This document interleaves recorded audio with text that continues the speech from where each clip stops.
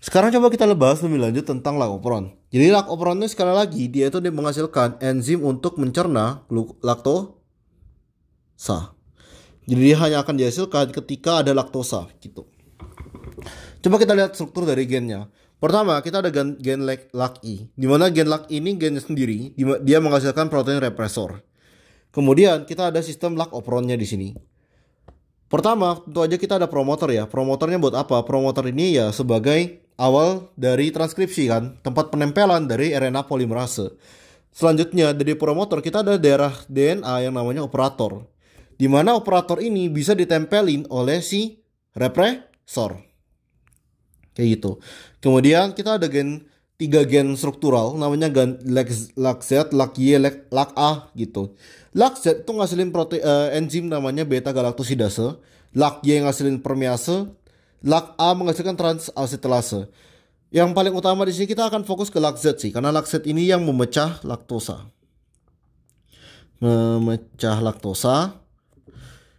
Permease ini untuk transport laktosa.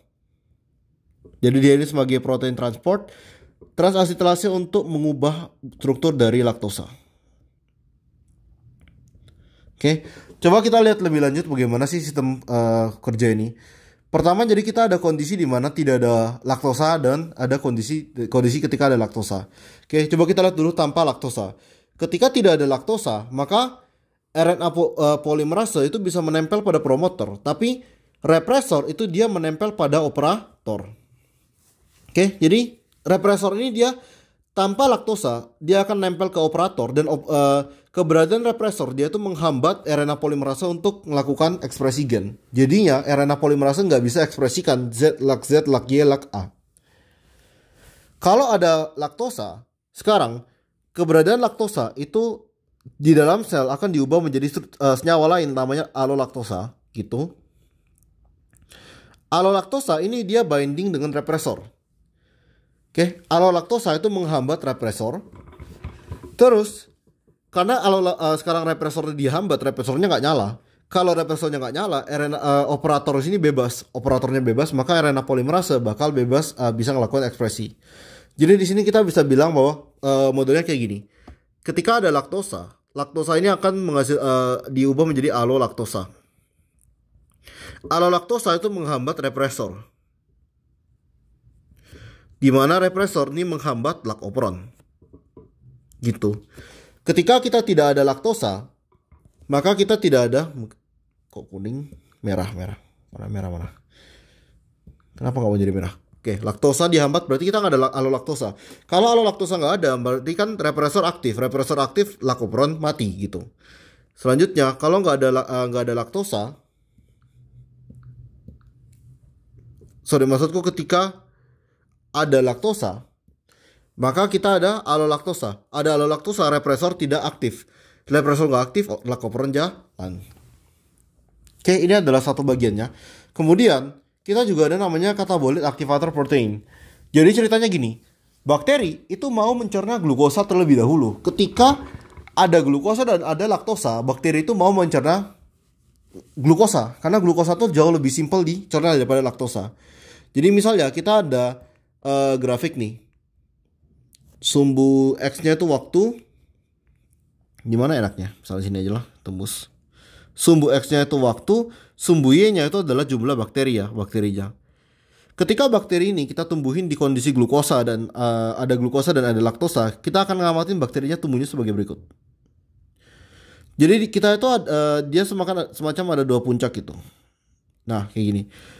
Jadi pada kondisi awal di sini bakteri itu akan mengkonsumsi glukosa dulu. Di sini kita ada transisi dari bakterinya transisi dari glukosa, baru bakterinya menghancurkan laktosa. Kenapa kayak gitu? Coba kita lihat sistem dari katabolit aktivator protein. Ketika ada glukosa. Glukosa digunakan untuk apa? Untuk menghasilkan energi, ATP. Ya kan? ATP ini kan adenosin trifosfat kan? Dia punya 3 fosfat. ATP kemudian ketika kita breakdown, kita bisa membentuk apa? ADP kan? Adenosin difosfat. Yaitu dia ada 2-fosfat. Kita breakdown lagi. Jadi ini kita pakai energinya. Kita ada AMP. AMP ini monofosfat, berarti dia punya 1 fosfat gitu. Artinya energinya AMP ini adalah senyawa yang rendah energi kan, karena ATP yang tinggi energi. AMP bisa diubah lagi menjadi namanya siklik AMP gitu. Jadi siklik AMP ini kita bisa ubah lagi ya. Jadi dari ADP, AMP dan siklik AMP semua ini bisa disiklus lagi menjadi ATP. Tapi gimana caranya mensiklus? Mereka butuh apa? Mereka butuh glukosa gitu. Tanpa ada glukosa, maka produksi dari ATP itu terhambat. Jadi sekarang gini, gimana kalau misalnya ada glukosa gitu? Kalau kita ada glukosa, berarti siklik AMP ini rendah. Kenapa?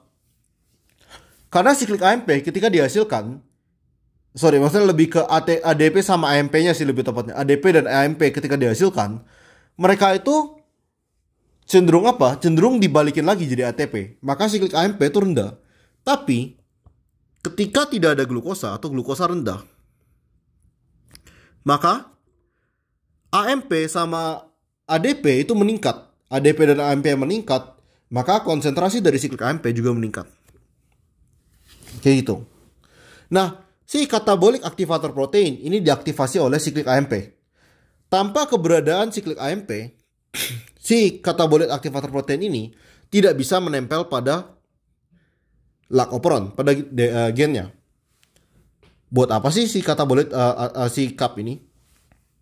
Jadi ceritanya, CAP ini ketika dia berhasil menempel pada itu, dia berhasil menempel pada gen lakoperon di sini. Dia menempel ketika ada siklik AMP ya, gitu. Dia meningkatkan laju ekspresinya. Jadi laju ekspresi dari lakoperon itu meningkat.